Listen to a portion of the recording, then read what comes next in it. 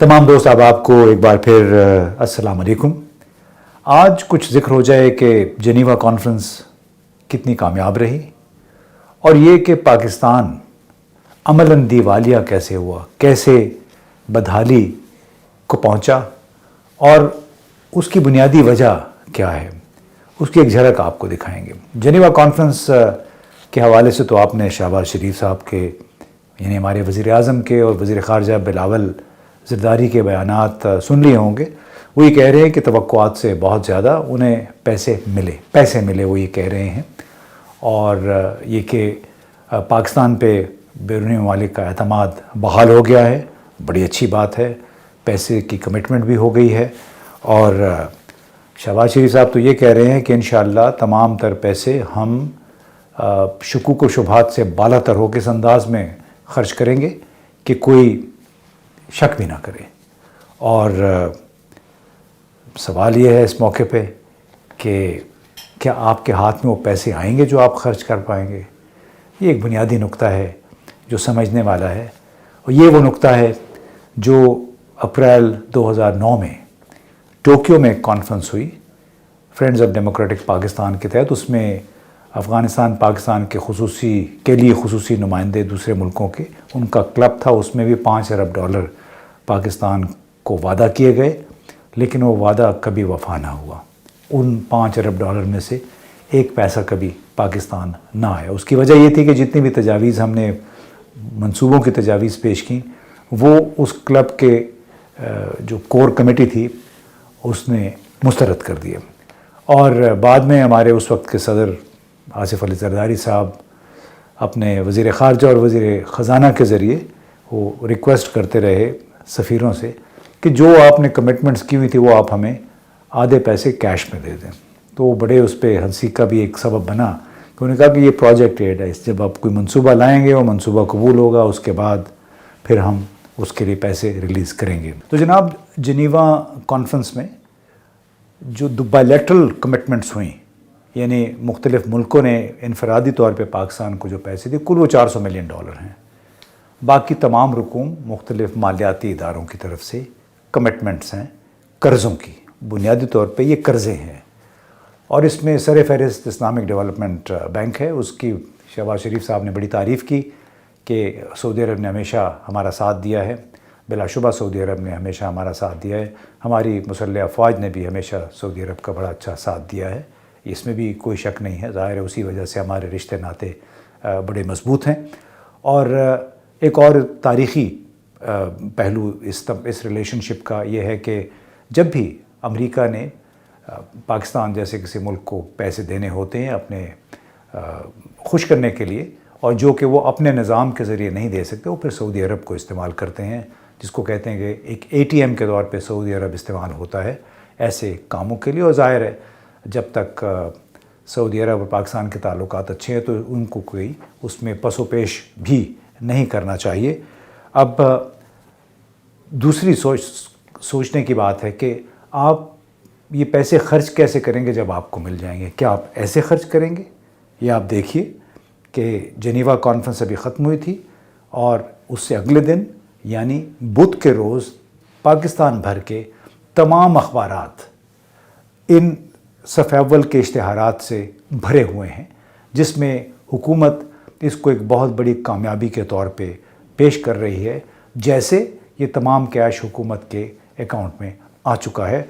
और पाकिस्तान ने अपना एतमाद क्यों खोया है इन तमाम सालों में और पाकिस्तान को अब लोग कर्ज़ा देने से हिचकिचा क्यों रहे, वो इस तर्ज़ हुक्मरानी की वजह से कि लोग हमारे सियासतदान अपनी तशहीर के लिए, अपनी कारकर्दगी की तशहीर के लिए, ज़ाती पब्लिसिटी के लिए और फिर ब्यूरोक्रेसी उनको खुश करने के लिए, जो अफसरशाही है हमारी, वो उन्हें खुश करने के लिए इस तरह के बड़े बड़े अखबार।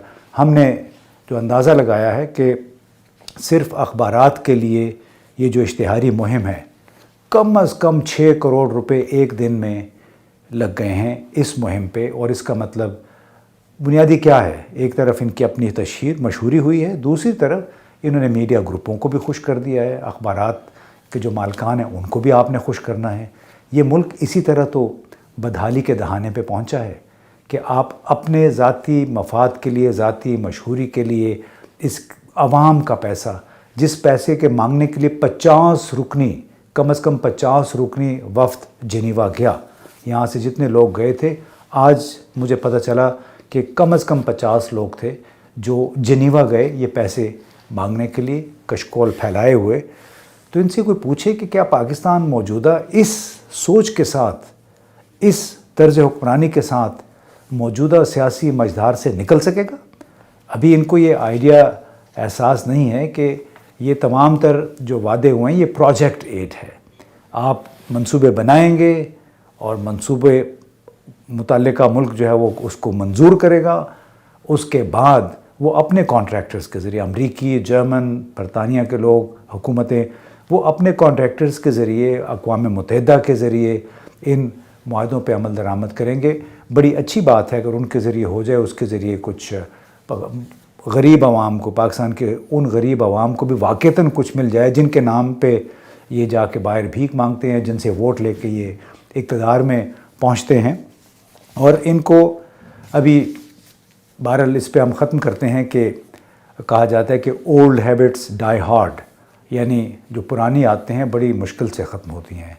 تو ہماری حکمران جو اشرافیہ ہیں اور اس کی چاپلوسی کرنے والی افسر شاہی، اس کا یہ خاصہ ہے کہ عوامی وسائل کی بنیاد پہ یہ اپنی ذاتی اشتہاری کیمپینز چلاتے ہیں، پیسہ برباد کرتے ہیں. ایک طرف کہتے ہیں غریب، اور اس دوران آپ نے دیکھا ہوگا، سنا ہوگا کہ اوگرا نے گیس کی قیمتیں 74% بڑھا دی ہیں.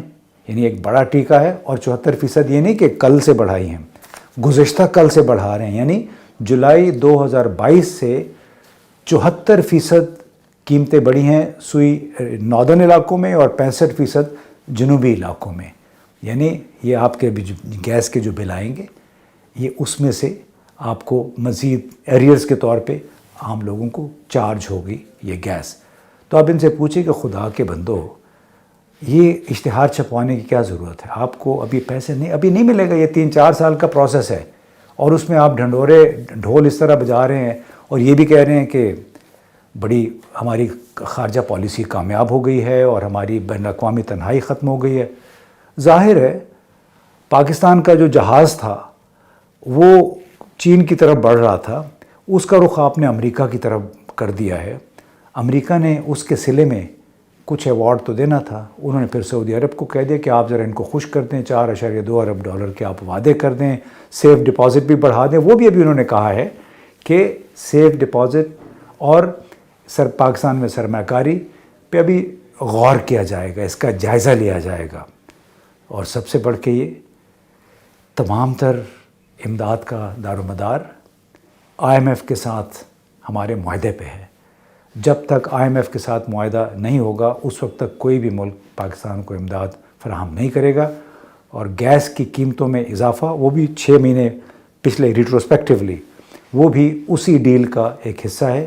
اور بقول سابق وزیر خزانہ حفیظ شیخ کے، اگر ہم نے IMF کا پروگرام قبول کر لیا تو 30% مہنگائی ہوگی، اگر نہ کیا تو مہنگائی 50% ہوگی.